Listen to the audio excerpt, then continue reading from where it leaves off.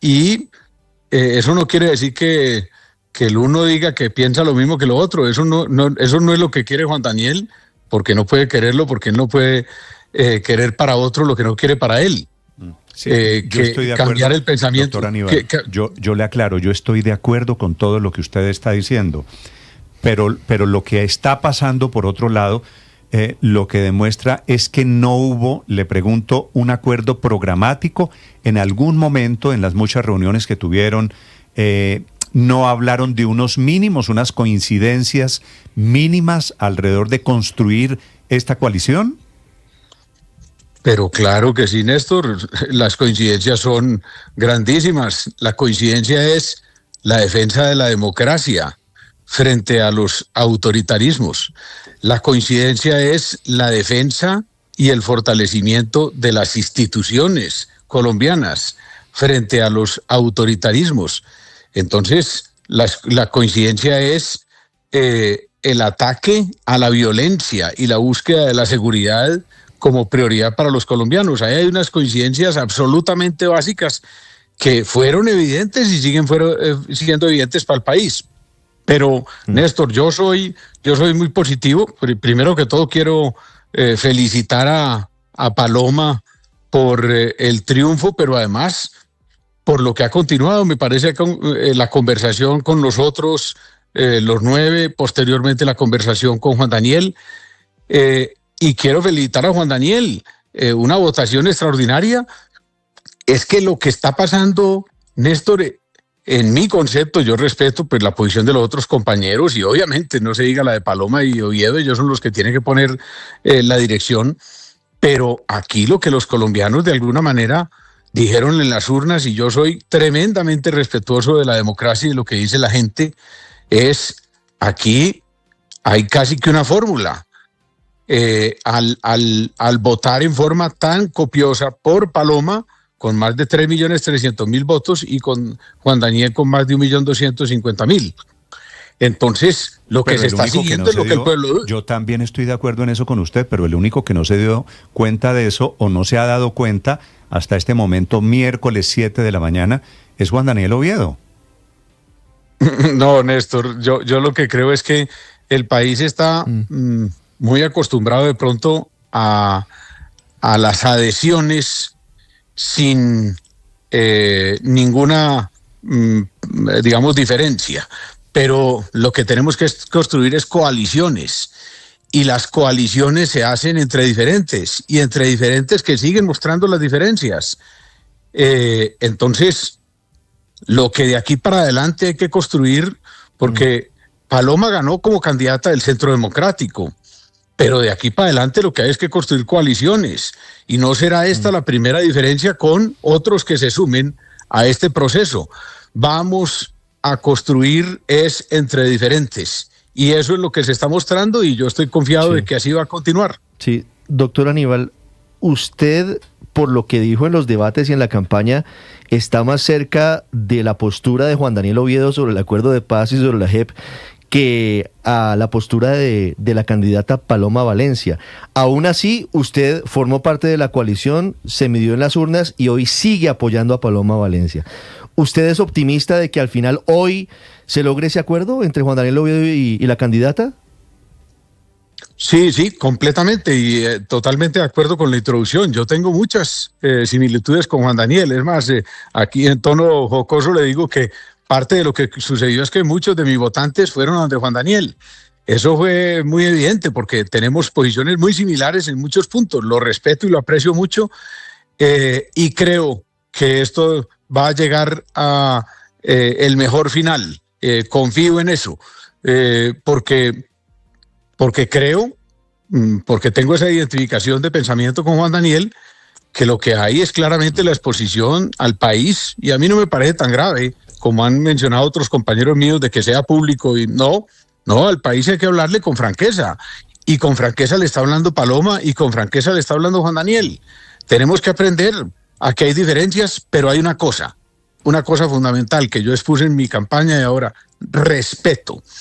Hay respeto entre Juan Daniel y Paloma, y entre Paloma y Juan Daniel, y entre todos nosotros.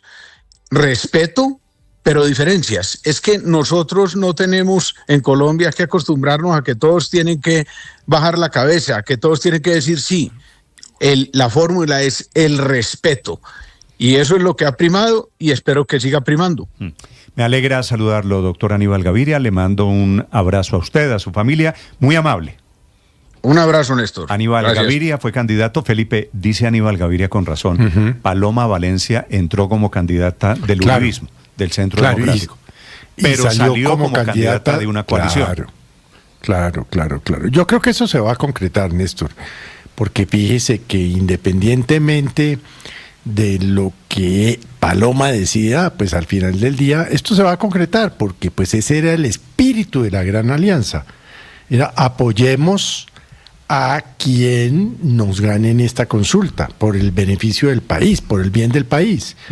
Y pues Juan Daniel Oviedo pues tiene 1 millón de votos, además le aportaría mucho al gobierno de Paloma también, sin lugar a dudas. Y ese es el espíritu. Entonces ella ya salió ungida, por llamarlo de alguna manera, sí, tal cual, como candidata de una gran coalición. Sí. Felipe, a mí lo que me sorprende, todo eso de acuerdo, lo que me sorprende es una cosa, en que usted dice que en el noviazgo la gente se conoce y que después en el matrimonio, y no, Néstor, en el noviazgo todo es bacano, todo es chévere, y se lo digo yo que trabajé en la pastoral familiar pero mucho tiempo. Puede ser, padre, que yo me esté equivocando en eso. En que el matrimonio debe ser así como usted dice, pero no es así normalmente. En que los novios no se conocían, pero lo que está pasando es que ya pasaron por el noviazgo y deberían estar entrando, si me permite la analogía, en este momento al altar, ¿no? Claro, pero novia y novio. Y entonces se dieron cuenta que son muy diferentes. Sí, pero todavía están conviniendo las todos en la iglesia esperando que se casen, ¿no? Sí, pero yo creo que a mí sí me parece que es muy importante, digamos, para el beneficio de esa coalición, que se pues develen las diferencias y se acuerden.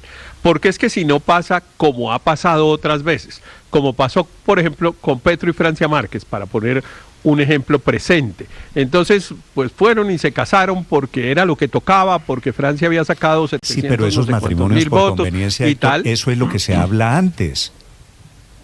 No, pero es que esos matrimonios por conveniencia es lo que hemos tenido en presidencias y vicepresidencias. Así inauguramos la vicepresidencia con un matrimonio por conveniencia entre Ernesto Samper y Humberto de la Calle, y salió mal, y este último salió mal, y casi todos los anteriores. Hay muy poquitos acuerdos de esos que han salido bien, y por eso a mí me parece tan importante y tan valioso que Juan Daniel Oviedo haya dicho, bueno, mire, hablemos aquí de unas cosas, pero además me parece una cosa que debería valorarla, y yo confío en que Paloma la valore, me parece que el expresidente Uribe lo está valorando, es que zanjar esas diferencias y mostrar una postura distinta respecto de los asuntos que está planteando Juan Daniel Oviedo, le sirve esa Paloma Valencia si quiere ganarse los votos de Juan Daniel Oviedo. Esto no es si Juan Daniel Oviedo es vicepresidente, tal. Juan Daniel Oviedo es lo de menos, Néstor. Lo demás, para la coalición de Paloma, es el 1.200.000, es el 1.200.000 votos. Pero ese 1.200.000 votos no van a votar por Paloma, cualquiera sea el acuerdo. Si Juan Daniel se va sin decir nada, ese 1.200.000 votos van a volver a evaluar si vale la pena votar por Paloma o no. Pero aquí, o si Néstor, encuentran otro candidato, porque candidatos de centro va a haber en el tarjetón, Néstor. Varios. Ahí está Claudia López, ahí está Sergio Fajardo, en fin. Entonces, pues esas personas, si no se sienten tranquilas votando por Paloma Valencia, pues ahí tienen otras opciones. Son las 7 de la mañana, 10 minutos, para quien quiera opinar sobre lo que está pasando con los novios. No sé si se vayan a casar hoy finalmente. No sé si vaya a haber en algún momento si se van a dar el beso del matrimonio. Yo creo que se van a casar.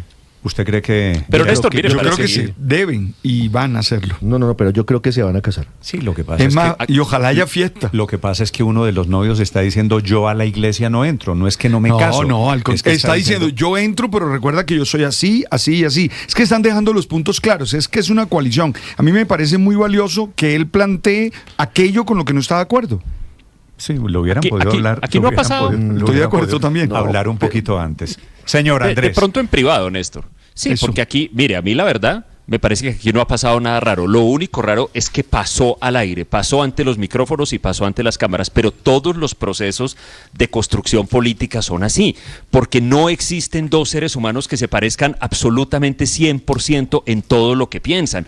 Incluso dentro de partidos políticos consolidados estas cosas pasan, hay diferentes sectores, hay diferentes tendencias y pues se ponen de acuerdo en un objetivo común, hacen unos acuerdos, dejan de lado algunas cosas. Yo creo que eso no tiene nada de raro, es lo que está pasando. Lo único es que nos Néstor, parece hoy- un poco chocante por la manera como ocurrió. Yo no sé si ese proceso de convergencia, si finalmente, para seguir con su analogía, Néstor, los novios vayan a entrar a la iglesia o la notaría o lo que sea que pase, pero así son los procesos de convergencia en política y cuando no se acepta que son así, la gente, usted ha visto, aquí en la política colombiana hay 2 o 3 personajes muy caracterizados porque son absolutamente verticales en que ellos pretenden que quien esté con ellos tiene que aceptar 100% y verticalmente un cierto ideario y lo que termina pasando es que se quedan solos.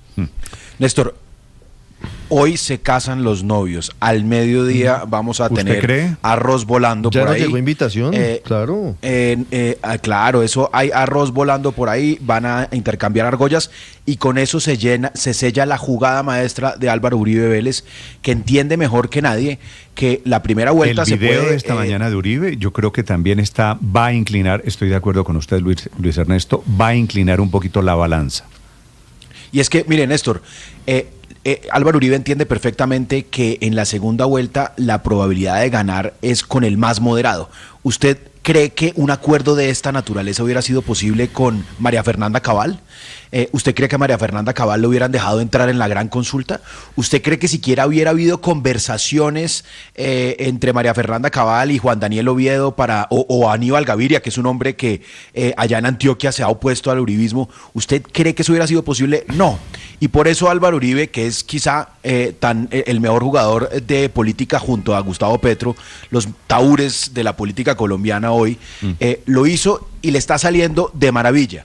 Porque a diferencia de lo que plantea Héctor, yo creo que con esta coalición, con la gran coalición, está logrando Álvaro Uribe en el 2026 lo que logró Gustavo Petro en el 2022, que fue crear una plataforma para que personas y figuras del centro político entraran allí y compartieran con un radical, porque Gustavo Petro, claro que es un radical en la izquierda. Sí, eso está bien, el pero de Centro todas Democrático maneras es un partido de derecha radical.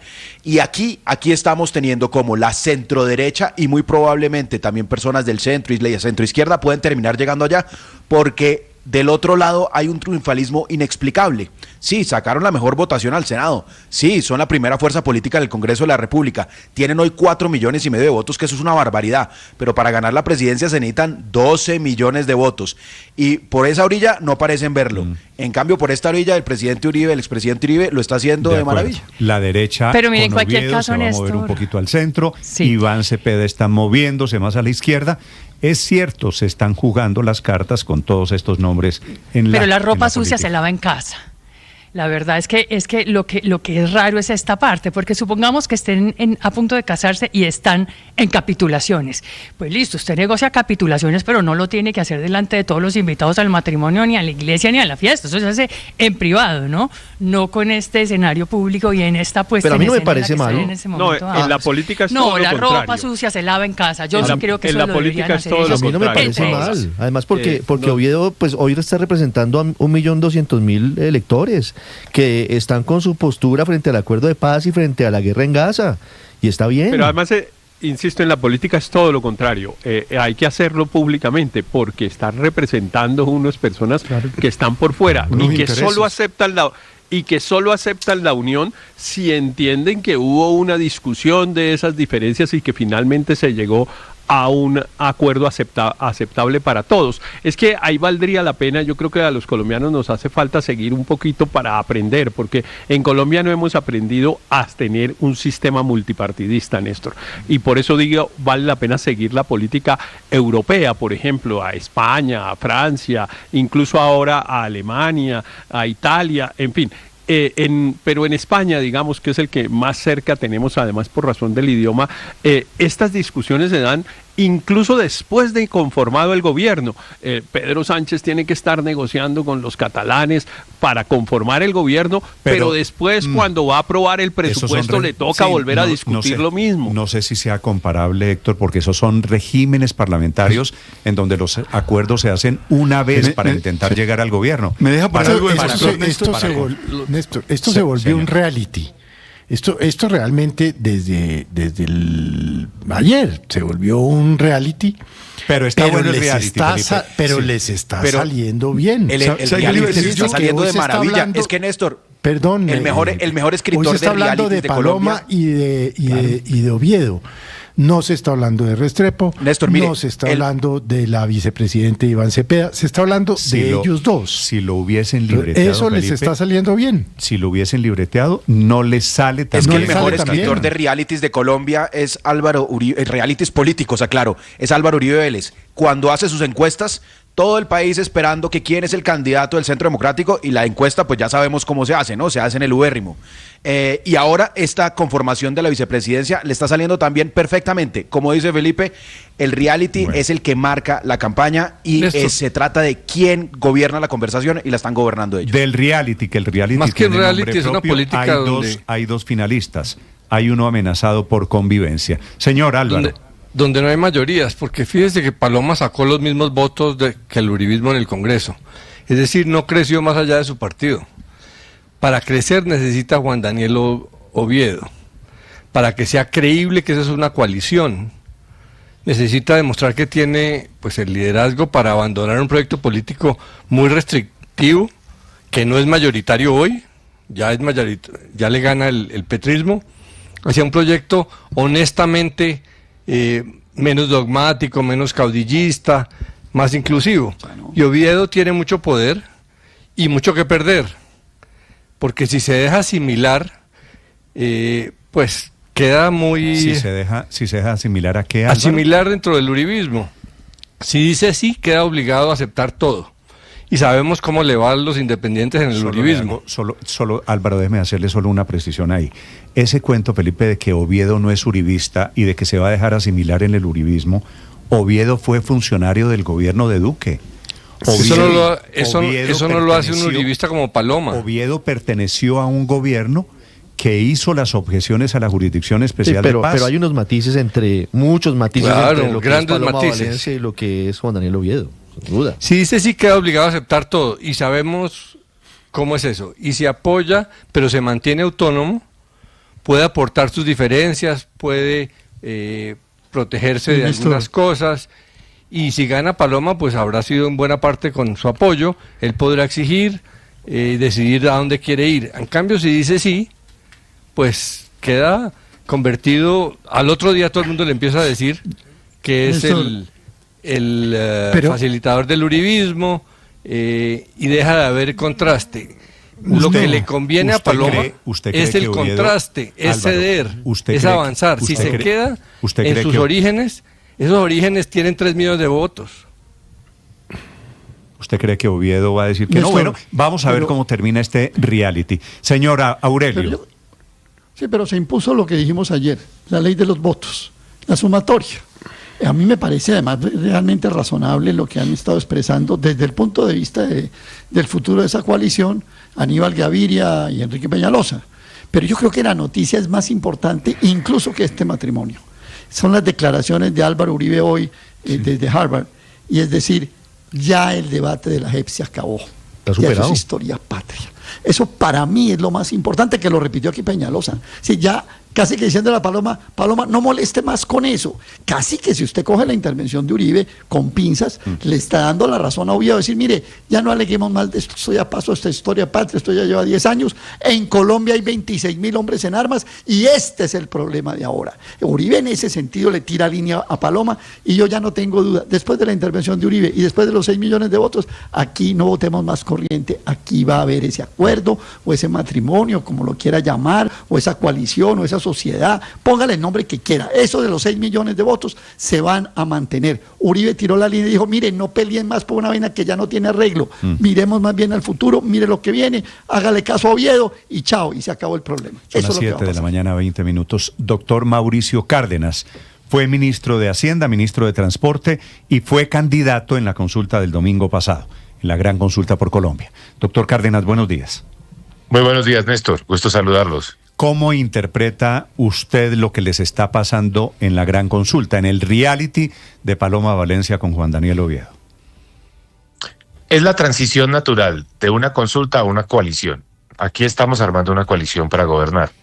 El próximo gobierno no va a ser de un partido, no va a ser del Centro Democrático. Tiene que recoger a otros partidos, nuevo liberalismo, y a otros movimientos que hicimos parte de la gran consulta.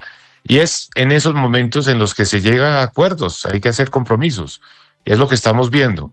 Entonces, son esos días de esa transición. El tema que sale es el tema del acuerdo de paz del 2016.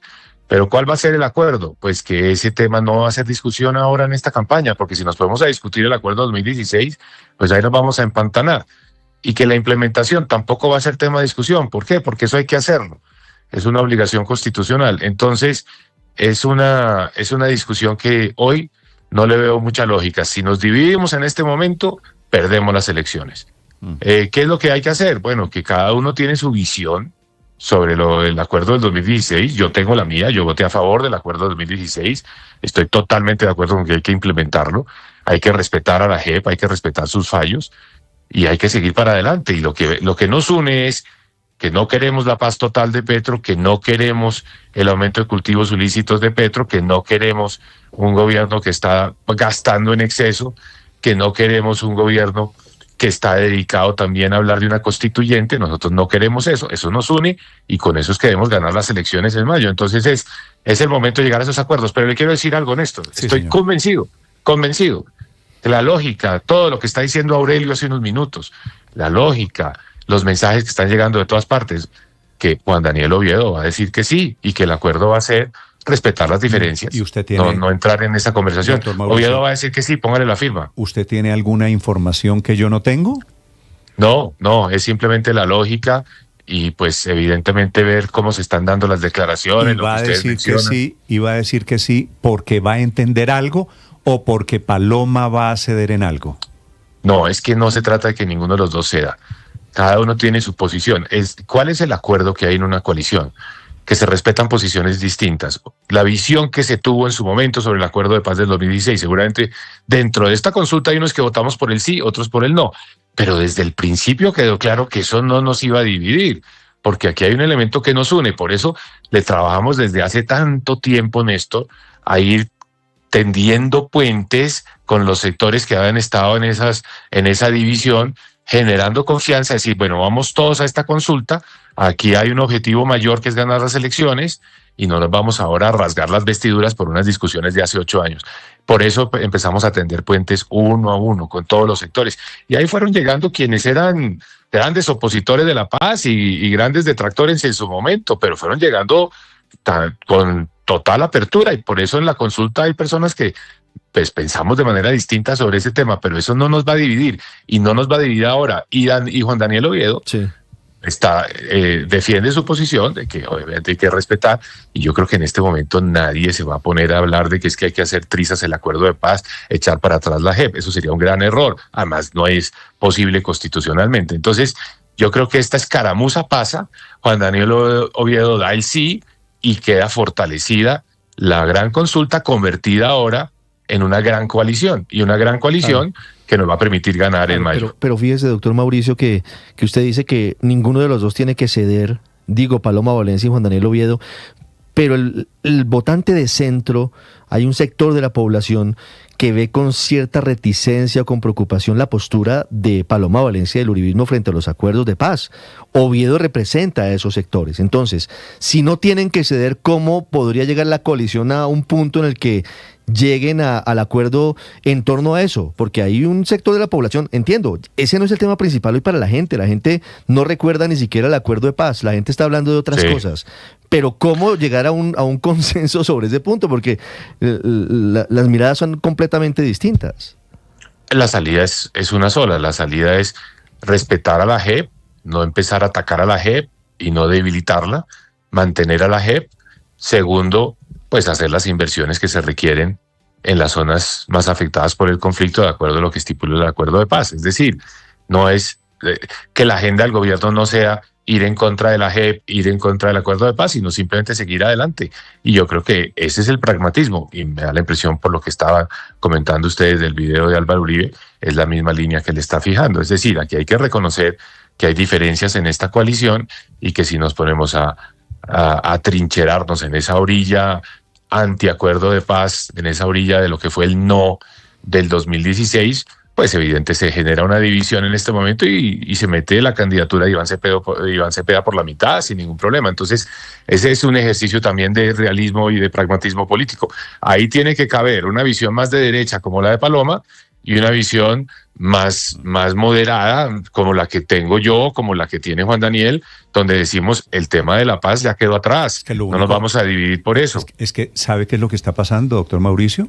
Que se están dando cuenta ustedes que lo que los une es que todos son antipetristas, pero cada uno tiene por otro lado, no, todos son demócratas, pero tienen miradas diferentes. Una vez superada una línea base, tienen miradas diferentes sobre el acuerdo de paz, inclusive sobre temas económicos.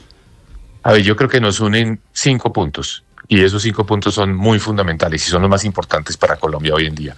Número 1, acabar con la paz total. Número 2, darle otra vez una estabilidad al manejo de la economía colombiana. El desorden que hay, el desequilibrio fiscal es insostenible. Número 3, apoyar al sector privado, indiscutiblemente, y no estar en contra del sector privado, no estatizar a Colombia. Número 4, tener buenas relaciones con los Estados Unidos e Israel. Y número 5, nos une ante todo pues la necesidad de que en Colombia no haya otra constituyente que se vuelva el camino para que se quede en el poder eternamente la izquierda extrema, es decir, no a una constituyente. Esos puntos estamos de acuerdo. De resto puede haber diferencias, que si le gusta este tipo de política social, si le gusta aquella, si quiere tener una economía más abierta, más cerrada, no sé, puede haber diferencias, pero en esos 5 puntos fundamentales estamos de acuerdo, y eso es lo que nos une, y con eso es que vamos a ganar las elecciones, porque eso nos diferencia del populismo de derecha y de esa izquierda radical de Iván Cepeda. Ahí estamos claramente diferenciados de ellos. Pero nunca se habló de que es que la base de esta consulta era tener posiciones afines sobre lo que había ocurrido en el acuerdo de paz del 2016. Que esa es la discusión que insólitamente se reabrió por cuenta de este debate. Doctor Cárdenas, muchas gracias. Y yo te digo una cosa, Néstor, innecesariamente. Pero póngale la firma que Juan Daniel Oviedo, por la lógica, por las matemáticas, por la responsabilidad que tiene en este momento, independientemente de lo que sean sus preferencias personales, la responsabilidad política por haber, estar donde está, por los votos que sacó, Juan Daniel Oviedo tiene que ser el candidato a la vicepresidencia. Estoy seguro que va a haber humo blanco ahora en las horas de la mañana. Mauricio Cárdenas, uno de los integrantes de esta coalición de la Gran Consulta. Doctor Cárdenas, feliz día, gracias. Gracias, Néstor. Néstor, adiós. Es que Juan Daniel Oviedo ya dijo que sí. Él sí lo dio el novio. Falta que la novia le diga que sí. Estás escuchando Blue Radio. Faltan 92 días para la Copa del Mundo.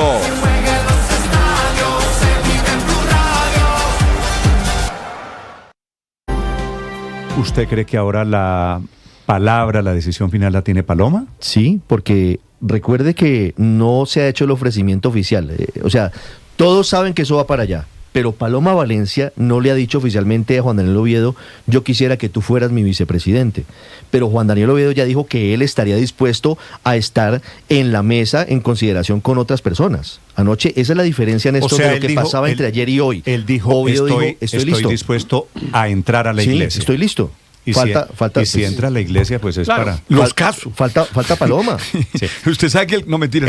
Este reality, padre, le sale también bien si tiene final feliz. Ah, claro. En eso estoy de acuerdo con usted. Pero si hoy, pero el final feliz no es solo el cine. Yo estoy de acuerdo en algo y creo, Héctor, mira, es que yo creo que yo creo que ese tema de hablar de la JEP y hablar del pacto es necesario. Yo no creo que sea innecesario como algunos han dicho. Creo que es necesario porque es el momento de cerrar, de ponerle 2 puntadas a esa herida. Pero es curioso, Néstor. Mire, en esa consulta, la gran consulta que participaron 9 candidatos, 7 de los candidatos votaron por el sí. 7. Hay uno que dice que votó por el sí y se arrepintió, o ya ni sé qué es lo que dice Pinzón, que no sé si dice que votó por no, pero dijo que iba a votar por el sí, no sé. Pero digamos, hay 6 que claramente votaron por el sí, defendieron el acuerdo, hicieron incluso campaña por el sí o formaban parte del gobierno del sí, en fin, que son Aníbal Gaviria, Peñalosa, Luna, Cárdenas, Galán. A eso se le suma ahora Oviedo. Y bueno, Pinzón, que está ahí, que nunca se supo si había votado sí o no, y diríamos que votaron por el no. Yo doy, Paloma y Vicky. Yo supongo Paloma que, y Vicky. no, yo creo que Pinzón votó por el no. Es que yo no sé, él dice que él era del gobierno, ¿no? Sí, pero él estaba en el gobierno, era funcionario del gobierno. Pero él dice que de dientes para afuera dijo que sí, pero que al final votó no. Algo así. Sí, pero bueno, no importa. El hecho es que la mayoría de los miembros de esa coalición votaron por el sí. Entonces, la pregunta está relativamente fácil, que es si Paloma, que en cambio Paloma empezó a recoger firmas para derogar el acuerdo prácticamente al día siguiente de que se aprobó, y después ha presentado 3 o 4 proyectos de reforma constitucional buscando o derogar la JEP o modificarla. Pero por eso la pregunta es si ella va a insistir en esos temas o no.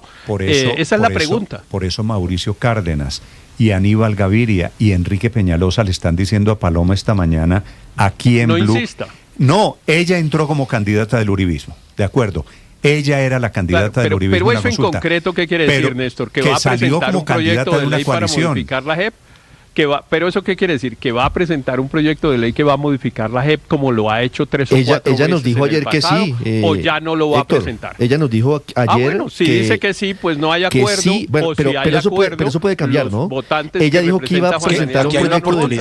Héctor, ella dijo que iba a presentar un proyecto de ley para cambiar las condiciones de la JEP frente a los militares. Si ella insiste en eso, pues entonces no hay acuerdo.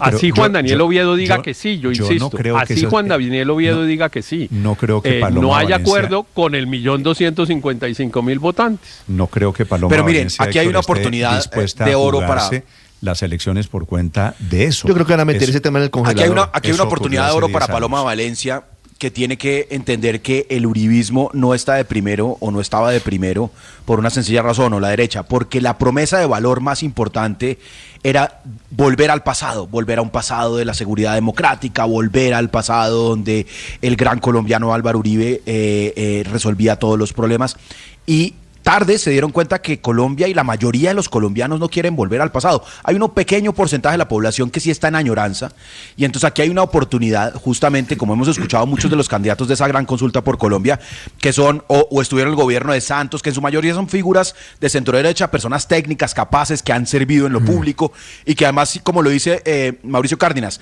si de ahí sale un gobierno y una coalición, pues es gente muy preparada para gobernar, que eso es justamente lo que muchos también esperan. Entonces, si Paloma Valencia entiende que debe dejar atrás esa añoranza y esa nostalgia del uribismo, que quiere volverse al pasado, y echa para adelante y mira para adelante con esa oportunidad que le da Juan Daniel Oviedo, tienen muy buen viento de cosas. Estamos perdiendo un punto de vista muy importante, y es el siguiente. Conociendo a Oviedo como lo conozco, en este tema van a llegar a un acuerdo. Oviedo no va a estar ahí por el tema de la paz, no. Oviedo va a exigir, oiga lo que yo le estoy diciendo, saber de antemano qué funciones va a tener como vicepresidente. Felipe, eso sí es otra cosa, eso es facilísimo. No, pero es que Oviedo es así. Oviedo pone esto y dice, no, momentico, a mí no me va a poner de imagen decorativa y que no sé qué, y que ir a África como Francia. No, dígame yo qué cargo o qué voy a hacer por el país, no, basado en mi experiencia, en mi expertise, en mis estudios. Ahí es donde se van a tener que poner de acuerdo. Sí. Oviedo no va a llegar ahí porque el ITER es un carro blindado y usar el helicóptero. Sí, no, nada de eso. Pero Felipe, si es así, tiene toda la razón el doctor Oviedo, porque eso es lo serio. Claro, por eso le digo, conociendo a Oviedo como lo conozco Oviedo, en estos temas van a llegar a un acuerdo. Yo estoy de acuerdo. Pero Oviedo va a salir de ahí con unas funciones específicas. Estoy de acuerdo. Llámese Ministerio de Defensa, llámese Ministerio de Hacienda, llámese embajador en Estados Unidos. No tengo ni la menor idea. Felipe, no veo a Juan Daniel Oviedo montado en un avión a un país africano a invitar a los colombianos ese es el tema, no nos distraigamos. Yo conozco a Oviedo, he estado con él muchas veces, tengo el mejor concepto de él. Pero como es juicioso, él no va a llegar allá a decir, bueno, voy a ser vicepresidente, voy a montar en helicóptero. No.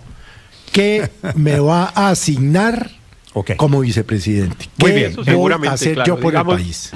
Digamos, Juan Daniel Oviedo no tiene las vanidades del poder, eso pues me parece que lo ha demostrado, es un hombre tranquilo. Bueno, hoy salió a trotar como ha salido a trotar, además todos estos días sin gran pues puesta en escena, sino simplemente como un ciudadano cualquiera que tiene esa disciplina. Entonces seguramente va a preguntar eso. Ese no parece ser un tema que hayan tratado y tampoco parece ser tan fácil necesariamente resolverlo, aunque es más fácil, pero no es tampoco tan fácil. Lo van a tratar. Decirle, bueno, mira, te vas a dedicar a qué querría dedicarse Juan Daniel Oviedo es, entre otras cosas, una buena pregunta. Hay que preguntarle a él. Bueno, cuando haya humo blanco... Pero él no se va a dejar meter por 1 millón de votos...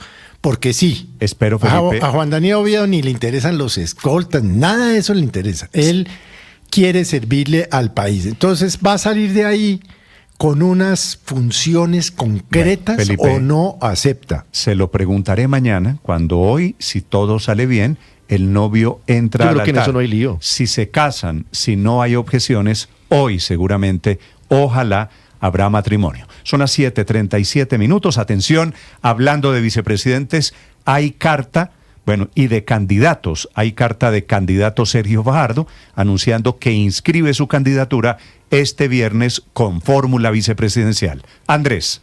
Así es, Néstor, buenos días. Es una extensa carta, es una carta dirigida a todo el país en el que reafirma su decisión de seguir adelante con su aspiración a la presidencia. Descarta cualquier tipo de alianza o adhesión a los ganadores de la consulta y convoca a los ciudadanos a respaldar su proyecto político. En el documento, Fajardo asegura que hoy empieza la construcción de la Colombia que necesitamos, plantea la necesidad de corregir el rumbo del país y en ese contexto sostiene que la decisión sobre el futuro nacional está en manos de los ciudadanos y que deben apostarle a una nación en la que no seamos unos contra otros. Se muestra como una ficha de centro, alejada de los extremos. Insiste en que su campaña no estará basada en los extremos políticos ni en el enfrentamiento. Afirma que trabajará por un país en el que estemos todos y por una campaña sin odio ni ingenuidad. Avanzará con firmeza, decencia, respeto a las ideas, al método y a los resultados. Rechaza que el país esté atrapado en la rabia y el resentimiento y plantea la necesidad de construir acuerdos. Pero ojo, este encomillado es importante, dice, abro comillas, estoy dispuesto a tocar todas las puertas, escucharlos a todos y a todas y a construir los acuerdos que Colombia necesita para que juntos nos comprometamos con un cambio serio, seguro, a la altura de los retos que el país tiene hoy. Finalmente, el candidato de Dignidad y Compromiso reafirma su decisión de avanzar en su proyecto político, convoca a la gente a sumarse a su campaña y dice que en su eventual gobierno mantendrá las políticas que han funcionado, corregirá las que han fallado y promoverá las nuevas iniciativas para el país. Lo que sí es cierto es que en esta carta, Néstor, no habla de su fórmula vicepresidencial. Sí confirma que va a ir con candidato a la vicepresidencia, que se va a inscribir el viernes a las 10 de la mañana, pero no deja claro quién es esa persona que lo va a acompañar en el tarjetón de primera vuelta. Recuerde usted que en el año 2018, en su primera candidatura, su fórmula es la hoy candidata presidencial de la Consulta de las Soluciones, Claudia López, y en el 2022 es el también hoy candidato presidencial, Luis Gilberto Murillo. Néstor.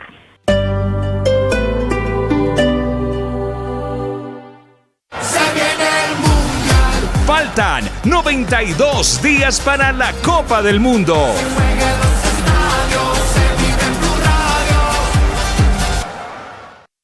Feliz de estar con ustedes. A mí me fascina poder saludarlos a esta hora, desearles lo mejor, pedirle al Dios en el que creo que los bendiga, que los ayude, que haya paz en el corazón y que siempre ayudemos a los demás. Oye, gracias por estar aquí en Blue. No olviden suscribirse, no olviden compartir. En Blue, la radio es fe.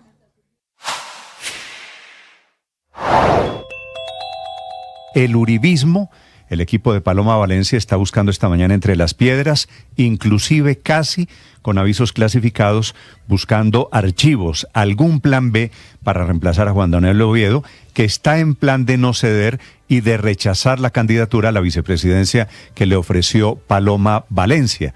Pero la situación es particularmente extraña porque ambos que participaron en la consulta por Colombia, a ambos les fue bien, pero no se dieron cuenta que tenían diferencias que ahora parecen irreconciliables y que Oviedo está planteando como si fuesen condiciones. Ambas tienen que ver con la paz y con el acuerdo con las FARC que fue firmado hace ya 10 años. Nada más importante que la libertad. Todos luchamos por ella, por poder decidir cómo vivir, cómo responder, cómo actuar. Pero ojo, esa moneda tiene otra cara y es la responsabilidad. Tú eres libre, pero tienes que ser responsable para asumir las consecuencias de tu decisión. Siempre tienes que asumir la reacción que tu acción ocasiona. Oye, eso significa que tienes que tener carácter, firmeza para asumirlas y para vivir con inteligencia, libres pero responsables. En eso, en el de buscar coequipero, están todos los candidatos presidenciales, inclusive Roy Barreras, que le ofrece un día a un escritor, a una escritora, a Carolina Sanín, a María Jimena Duzán, intentando alguna clase de impacto. También busca candidato a la vicepresidencia Claudia López, busca candidato a la vicepresidencia Mauricio Liscano, busca candidato a la vicepresidencia Juan Fernando Cristo, busca candidato a la vicepresidencia el ex canciller Luis Gilberto Murillo, todos intentando la idea de un salvavidas a través de un nombre sonoro. La experiencia espiritual es una ocasión para reconocer nuestras emociones, para reconocer qué estamos sintiendo, porque la experiencia espiritual nos hace estar en silencio con nosotros mismos, nos hace tomar conciencia de quiénes somos, de qué pensamos, de qué sentimos. Y allí hay que gestionar con inteligencia y con sabiduría. Oye, te invito a orar, te invito a contemplar, te invito a meditar, a desarrollar una buena experiencia espiritual. Tú sabes. Olis, no es que sea chismosa, pero dar información no es que sea pecado. Les tengo el chisme del año. El mejor show deportivo de la radio es Blog Deportivo, de 2 a 4 de la tarde, aquí en nuestro canal de YouTube. Escanea este código y suscríbete a nuestro canal de YouTube, @Blue Radio Co. Y disfruta y participa de la programación de Blue Radio. Blue Radio. Padre Alberto Linero es periodista y también está en Mañanas Blue. 7 de la mañana, 43 minutos. Hablemos de avaricia. La definición típica es el deseo desordenado y excesivo de poseer, de acumular o de atesorar riquezas y bienes. Pero la verdad, yo creo que la avaricia más dañina es la sutil. Es esa que no se ve de manera explícita, pero está ahí en el corazón. La avaricia no siempre se presenta con la imagen evidente de quien acumula dinero sin medida, como los memes.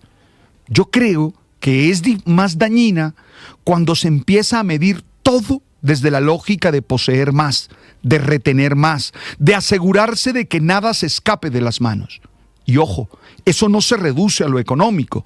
Creo que es una manera de situarse frente a la vida. La avaricia nace del miedo a que no alcance, a que mañana falte lo que tenemos, a perder aquello que nos da seguridad. Por eso el avaro acumula, guarda, protege y calcula. Cree que mientras más tenga, más tranquilo estará en el futuro. Lo triste es que la experiencia muestra algo distinto. Quien vive obsesionado con poseer termina siendo poseído por aquello que guarda. La avaricia tiene además un efecto silencioso sobre las relaciones. Cuando la lógica de la acumulación domina la vida, los otros dejan de ser compañeros de camino y se convierten en competidores, en obstáculos, y hay que eliminarlos. La generosidad se vuelve sospechosa y compartir parece una pérdida. Poco a poco el corazón se va estrechando, encogiendo. La vida cotidiana nos recuerda que muchas de las cosas más valiosas no se pueden acumular.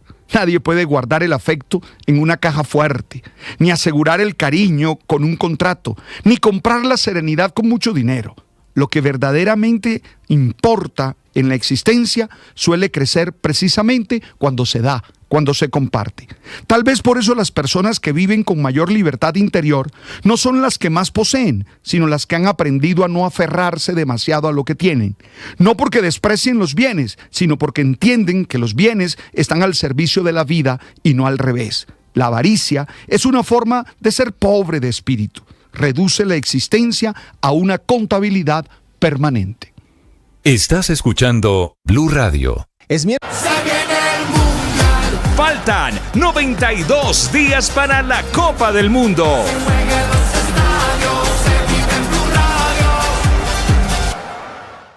Este 26 de marzo no te pierdas el partido Colombia-Croacia porque en Blue Radio ya estamos modo mundial, palpitamos la Copa del Mundo. Se viene el mundial. Ya somos 1.500.000 suscriptores en nuestro canal de YouTube. Y sumando 1.500.246, 1.500.358, 1.500.380, 1.500.398, 1.500.416, 1.500.454. Y sumando. Suscríbete a nuestro canal de YouTube, @Blue Radio Co. Blue Radio, más que radio. Y sumando. 7 de la mañana, 46 minutos, momento para hablar de deportes y momento para hablar de la noticia de último momento, un hecho que está tocando el mundo del Mundial, valga la redundancia, 2026 en los Estados Unidos, México y Canadá. La noticia habla de Irán, que descarta ir a la Copa Mundial, que comenzará en el mes de junio. La versión nace en la prensa española. ¿Cuál es el reporte oficial formal de los medios en Europa? Enrique Rodríguez. ¿Qué tal, Ricardo? Buenos días. Particularmente el diario El País y la emisora Cadena Ser son las que están publicando esta información, aunque en última instancia están citando a la agencia de noticias dpa, una agencia alemana. Allí citan al ministro de Deportes iraní, que se llama Ahmad Donyamali, quien habría descartado casi totalmente en una entrevista que la selección masculina de fútbol de Irán participe en el Mundial que se va a celebrar este verano, recordemos, bien lo saben nuestros oyentes, en Estados Unidos, Canadá y México, dada la actual situación que vive el país tras el ataque de Estados Unidos a Israel del pasado 28 de febrero. El ministro en esa entrevista ha mencionado que en vista de las medidas maliciosas tomadas contra Irán y dado que se han impuesto 2 guerras en 8 o 9 meses y varios miles de muertos, no hay ninguna posibilidad de participar de esa manera. Recordemos que Irán debería disputar sus 3 partidos de la fase de grupos contra Bélgica, Egipto y Nueva Zelanda, en ciudades estadounidenses, 2 en Los Ángeles y otro en Seattle.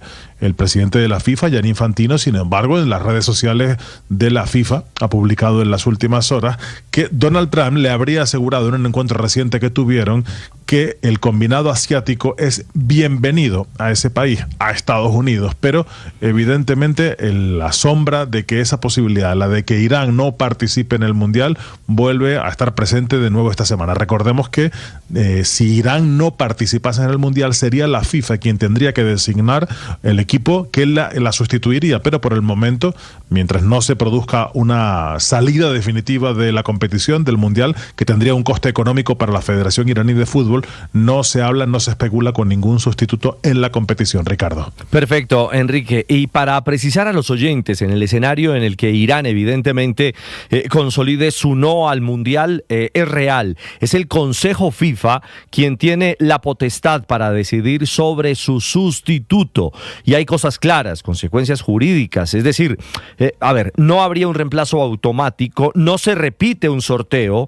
El Consejo FIFA, reitero, tiene la competencia exclusiva para decidir su cambio. Si se retira a Irán, varias cosas importantes.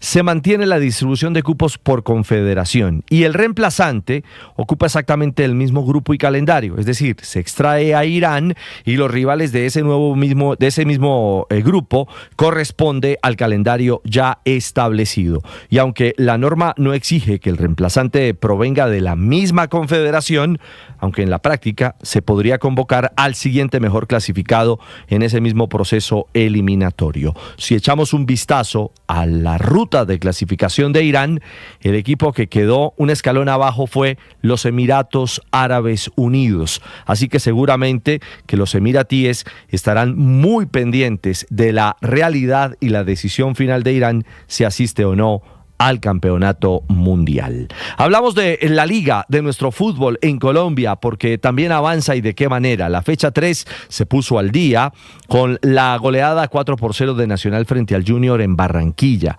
La historia comenzó con la expulsión de Jermaine Peña, una agresión sin balón, un codazo a Rengifo, lo vio el VAR, al final roja del central Carlos Betancourt ante el llamado.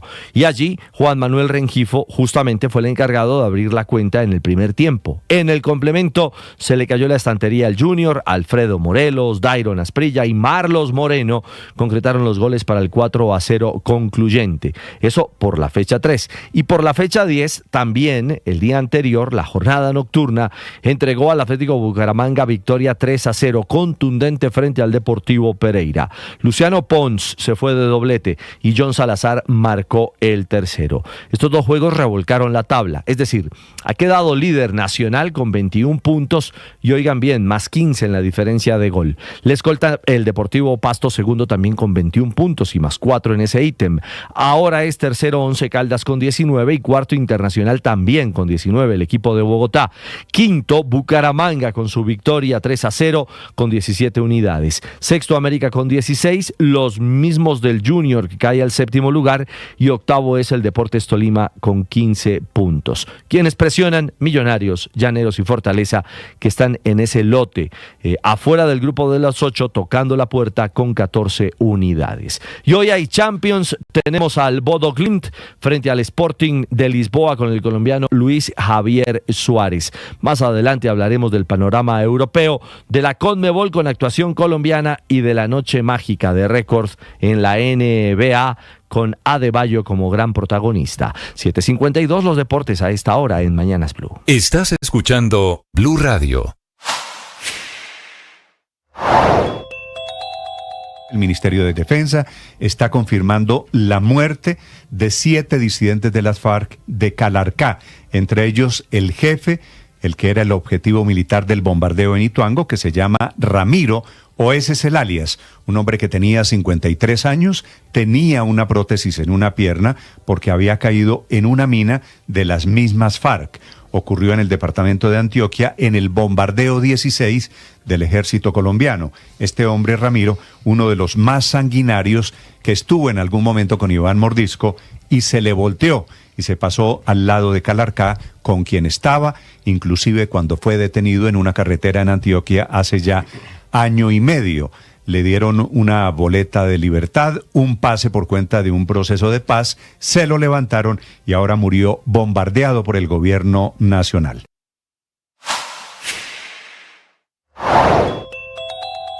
Paloma Valencia está entre dos fuegos. Uno, el de el jefe natural del uribismo, el expresidente Álvaro Uribe, que envía un mensaje buscando tender puentes, diciendo, ya superamos la discusión sobre... Se acaba de estrellar un vehículo contra una cerca, contra una de las barricadas que está en la Casa Blanca en Washington. Máxima alerta en Washington. Juan Camilo. Néstor, bueno, sí, en efecto, esto activó las alertas del Servicio Secreto y de la Policía Metropolitana de Washington, pero hay que destacar que a esta hora no se presentan heridos. El individuo que se encontraba manejando el vehículo, que es una van, ha sido detenido por las autoridades y se encuentra siendo cuestionado. Esto ocurrió en horas de la mañana, fue en la avenida Connecticut con calle H. Lo que sucede es que la Casa Blanca ha venido reforzando sus medidas de seguridad en los últimos días y han levantado una cerca justo, no propiamente en los alrededores de la Casa Blanca, sino más en el perímetro. Esta barricada queda cerca al Parque Lafayette. Para quienes han venido a la capital de los Estados Unidos, es ese parque insignia que queda justo al frente de la Casa Blanca, donde mucho turista va y se toma fotos. Pero no ocurrió nada, aparte del susto. El individuo ha sido puesto bajo custodia de las autoridades y no se presentan heridos a esta hora, Néstor. Juan Camilo, son las 7 de la mañana, 54 minutos. En Colombia se está confirmando la muerte de Ramiro, que es una de las bajas, el jefe del Frente 18 de los disidentes de Iván Mordisco o de Calarcá en el bombardeo de Ituango, en el departamento de Antioquia. El comandante de las fuerzas militares de nuestro país es el general Hugo López. General, buenos días. Néstor, buenos días. Un saludo especial para todos los oyentes. ¿Cayó este señor Ramiro? ¿El alias es Ramiro, general? Sí, cayó este sujeto alias Ramiro, cabecilla de la estructura 18 de la facción Mordisco. Sí, ¿y estaba con Mordisco o con Calarcá? Porque tengo entendido que había estado con los dos últimamente, general. No, Néstor, este sujeto, esta estructura criminal, desde el mes de octubre del año 2025, sacó un comunicado, y también por inteligencia militar conocíamos de que se había alineado con la facción de Mordisco. Antiguamente hacía parte de la estructura criminal de Calarcá y venía delinquiendo donde murió y donde delinquió toda su vida con las FARC en la estructura 18, ahí en Ituango. ¿Pero el bombardeo fue contra Mordisco o contra Calarcá, general? El bombardeo es contra alias Ramiro, es una estructura en este momento de Mordisco. Esta inteligencia es una inteligencia dominante que se viene realizando ya desde hace unos meses atrás, y es un seguimiento que se le hace a estas estructuras y especialmente a estos cabecillas, Néstor. Entonces la inteligencia va dirigida a la estructura, no importa la línea que sea, es un criminal que venía desarrollando acciones terroristas contra la población civil y las propias tropas. General, usted me dice, este Ramiro es de Mordisco, pero si es de Mordisco, ¿por qué iba en la camioneta con Calarcá cuando los cogieron en el episodio de los computadores del general Flores y compañía? Hace casi ya 2 años. El general Huertas. El general Huertas, y Wilmar Mejía, reintegrado felizmente, ¿no? El de la Dirección de Inteligencia. Bueno, creo que nos toca organizarnos. Tienen que acordarse que en esa época este Ramiro hacía parte de la estructura de Calarcá, estaba incluido entre los procesos de paz, hizo un movimiento en esta caravana famosa y las fuerzas militares con su ejército nacional realiza una operación, un punto de control, y ahí entonces se hace lo que se hace. En ese momento esa estructura pertenecía a Calarcá y se toman todas las decisiones del caso que ustedes ya bien lo conocen, y a partir del mes de octubre, como les digo, entonces este Ramiro, ese criminal, pasa a ser alianza con Mordisco. Ustedes saben que aquí no hay nada ideológico, ustedes saben que aquí depende de el narcotráfico y la minería ilegal y de los recursos. Esa es la pelea que tiene. Sí, general, pero como usted bien lo dice, aquí no hay ideología, sino hay negocio alrededor del narcotráfico. ¿Qué pasó en octubre entre Ramiro y Calarcá para que esa alianza se rompiera y él terminara yéndose con Mordisco? Muy seguramente no se pusieron de acuerdo en sus finanzas, no se pusieron de acuerdo en sus acciones, y claramente pues Ramiro se alinea con Mordisco. Hay que tener en cuenta esto. Aquí en este bombardeo cae un cabecilla que es un hombre de estas estructuras que es alias el mexicano Richard. El mexicano Richard es el enlace entre Mordisco, entre las estructuras del Cauca y las estructuras de allá del norte de Antioquia, que pertenece al bloque occidental Jacobo Arenas. Entonces, aquí hay una alianza criminal muy clara. Tenemos que recordar también que Mordisco se divide de Calarcá en abril del 23. Entonces, esta es una estructura que se ha venido fraccionando a medida que ha venido pasando el tiempo y que se le han venido dando los golpes a cada una de estas estructuras ilegales. Al final, general, todos son una cantidad de criminales, sin muchas diferencias entre unos y otros. ¿Qué significa para el conflicto y para los habitantes de Antioquia, general López, que un tipo como alias Richard ya no esté siendo el puente entre la parte fuerte o el núcleo duro de las disidencias de Mordisco en Cauca y lo que ocurre en Antioquia? Pues claramente, Ricardo, un saludo especial. Claramente aquí hay logramos neutralizar una serie de acciones terroristas que este sujeto venía realizando a la población civil.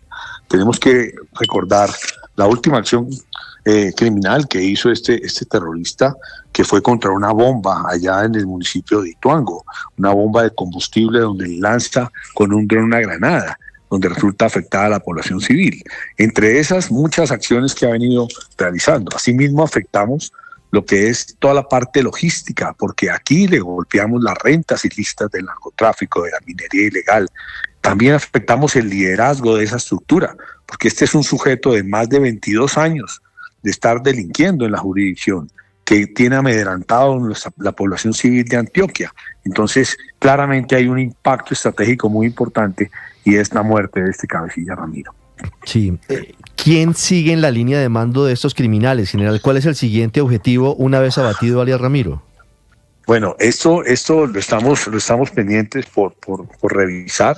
Ya estamos trabajando en esa inteligencia. No tenemos claro todavía qué sujeto viene ahí, pero lo que sí le quiero decir, Ricardo, es que ya tenemos inteligencia sobre esta estructura y vamos a seguir trabajando. Recordemos que es una estructura que tiene aproximadamente unos 119 hombres en armas, que también tiene casi 46, 50 personas en la RAED, la red de apoyo a todo el terrorismo. Entonces,